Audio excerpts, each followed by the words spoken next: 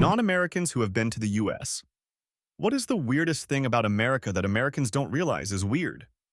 The fact that looking at the news you'd think they're the angriest, most aggressive people in the world, but when you are there in person, they are, with very few exceptions, very decent and welcoming. The media, from news to Hollywood and sports, is not an accurate depiction of Americans. The media is profit-based and has a massive 330 million person population to cherry-pick news stories from to gain viewers and generate profit. Nothing generates viewers more than outrage, so the individual stories rarely are representative of the whole. For example, each Florida man story. We have our problems, massive problems, but it's not like all Americans are loud, dumb, and angry. Not all the time, at least. And I've been to approximately 50 countries in my life all over the world, so have seen a bit to know a bit. The media really is designed to just keep the country polarized. How else are they going to keep their views up and making money? It's the small price of tearing the country apart for some cheap cash. No one cares about the truth if the lie is more entertaining. Our problem is we have for-profit news, which figured out that they get more attention by covering the extremes and making controversial statements rather than reporting actual news. And for those who say that a government-sponsored news organization would be ripe with propaganda, do you realize that every major news organization in the US is pushing a scripted agenda? Especially CNN and Fox. Who do you want pushing the propaganda? The people we at least voted into office to fund the news and assign directors, or a for-profit corporation? This is only from a tourist side, but I found it weird how friendly you are and how happy you all seem. This is not a complaint.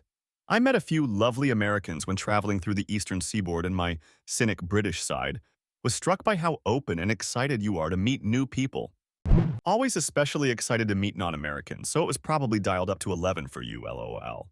We turn into golden retrievers whenever we meet someone with a non-American accent. Very true. I have a speech impediment that's just slight enough people often mistake it for an accent, and are always disappointed to learn that I'm just from the Midwest. One of the most notable ladies I remember was our host for the first week we were there. Every morning she would invite us to eat breakfast with her and her family, always offering us lifts to the things we were doing, seemed very interested in our country and way of living.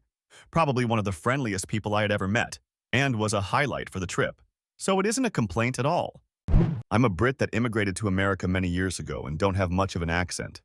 I was visiting family in Whitby and stopped to get a 99, and as I walked away I heard the young employee say, "I really like how friendly and nice Americans are. One of us! One of us!"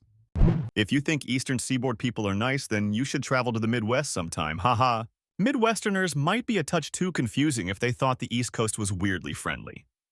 Some middle-aged Minnesotan would probably talk their ear off for an hour, while saying they're about to leave the entire time. Went to Minnesota for the first time this year. I work for a Pepsi distributor and ran into the delivery guy at a store there, so stopped and talked to him. Man, I didn't think I was ever leaving the store, lol. Really nice guy, though. I was always told how private/introverted the British people were with welcoming others in public. However, when I visited, I didn't have that experience. People were very warm and fairly outgoing. I met a group on the tube who helped me get to my destination, and we had a blast figuring out the mess. Sure, not everyone says hello when you pass by, but that doesn't happen here either. I loved my trip and generally enjoy when I work with my English counterparts. You guys do love your big cars, huh? It's the manufacturers taking advantage of the way the law is written. If the vehicle is larger, it doesn't have to be as efficient, so everything has been slowly getting more and more bloated. Shouldn't it be the other way around, though? Larger vehicle means heavier mass, meaning you need to consume more fuel to move it. Yep, they're called CAFE standards. For some reason, some genius thought it'd be totally cool if trucks and SUVs were essentially not required to meet fuel economy standards. Unsurprisingly, trucks and SUVs started to dominate the US car market. It baffles me. Americans love to complain about gas prices and will hinge their votes on who will promise to lower gas prices, whilst driving a truck that gets 14 miles to the gallon. Almost like if gas prices were such a big deal to them, they'd have gotten a more fuel-efficient car. The market for small sedans hatchbacks is nearly gone in the US. Nearly all new cars sold in the US are pickup trucks or SUVs. As an American driver who loves small, stick-shift cars, it kinda sucks. I'd never own a giant truck or SUV. I'm a small car guy too. LOL, I once heard someone referring to a Land Rover as a family car. The toilet is so full of water. I always have to convince myself that I'm not about to dunk my cheeks. It actually happens to me sometimes. Family jewels hang just a bit low in surprise. Poseidon's kiss. Okay, I've heard this before. Do other countries just have shit stains all over the toilets all the time? How do you do it with less water and stay relatively clean? When we flush, water runs down from the top of the bowl to clean it. Toilet brush. Every time you poop, or depends on if it stains. If you shit and it doesn't stain, congrats. You just have to wash your hands now. If it stains, then yes, you have to use a toilet brush. Few sheets of TP for a landing pad, so you only have to brush botched landings or mid-air collision. Coffee all the time. I got a tattoo in Barcelona and was completely embarrassed when I asked the artist if he wanted a coffee from next door. He told me, oh no, I have to keep working. He thought I wanted to go sit with him for a while. Ha ha ha, that made me laugh. Yeah, coffee in the States is a to-go thing, while in the rest of the world it's a sit and relax thing. Watch out doing that in Europe. At least in Italy, want to go have coffee is an ultra-common way to flirt. Ask someone out, and saying you have to work is a way to turn the flirting down. Otherwise, you just make plans for when you get off work. It's a thing in the US too, but the phrasing would be different. Would you like to get a coffee with me sometime? Equal sign. Probably referring to a date. I'm going to grab a coffee. Would you like one? Equal sign. Common courtesy. The tax isn't automatically added to the price shown in shops, restaurants, etc. If I only have $1 in my pocket, I'd like to see straight away what I can buy for that dollar, without trying to find out the tax rate and calculating it. To be fair, I haven't met anyone in the US who doesn't also find this extremely annoying. I've spoken to some Americans who were convinced that by integrating the tax in the price, the government is intending to hide from us how much we pay in tax. According to their reasoning, the inconvenience of having to do the math yourself actually makes Americans more free, because they instantly know what they pay in tax. Apparently, doing the math one way around is more difficult or free than the other. I don't see the free angle, but I agree with it in general. You definitely notice the tax more when you are buying in a high-tax place than when buying in a low-tax place.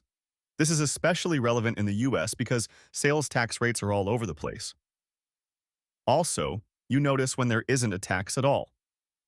NYC doesn't charge any taxes at all on groceries, for example. I only know this because of personal experience, not because anyone told me. These are all good things, IMO. In Estonia, you just get 3 prices, with tax without tax price per kilogram. The most important number.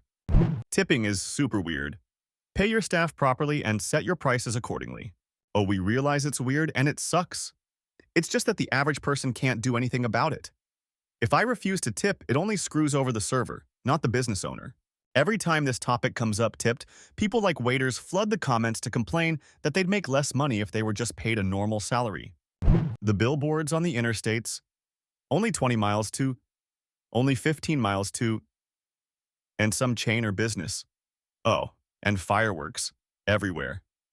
Lived in the US for 4 years, and here's some stuff that constantly threw me. Sales tax not being included in the price. Got pretty used to it after 4 years, but it still occasionally caught me off guard. Healthcare bills. Tailgating on highway, even people complaining about tailgaters were themselves often tailgating. Porch sitting. People sitting on their porch and watching passers-by. Distances. Drove coast to coast. I thought it would never end. Most men being pretty knowledgeable about cars. Drive-through ATMs never stopped being funny to me for some reason. Didn't realize, at least in NYC, that they still use swipe and sign for credit cards. Server took our card and we followed him to the server station because in Canada, they either bring the machine to you or you pay at the desk. This was 2017 and we hadn't had to sign for a bill in about a decade. Everybody in the Bubba Gump thought we were the weird ones. Americans can strike up a sincere conversation and not be weird about it. No one precedes a question with, sorry to be weird. They don't feel embarrassed if they don't know something. They can listen to you tell a story without jumping in to tell a vaguely similar story related to them. Americans tend to have tremendous social skills, though it's strange because some clearly don't appreciate how fucking nuts they are. When the workers at food places take your card and walk away when you're playing, it's so weird, and I hate it every time it happens. US law states that you cannot be held responsible in any capacity for any fraudulent charges on a credit card. Debit cards are a slightly different story, so people aren't quite as paranoid when it comes to their credit cards here. Thanks for watching this video. Subscribe and comment what confused you the most when you were in the USA. Good afternoon, good evening, and good night.